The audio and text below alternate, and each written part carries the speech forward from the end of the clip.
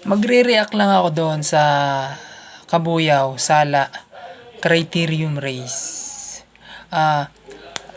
Hindi naman sa dinadown ko ng todo yung organizer, pero medyo marami talagang pagkukulang. Kumbaga, hindi naman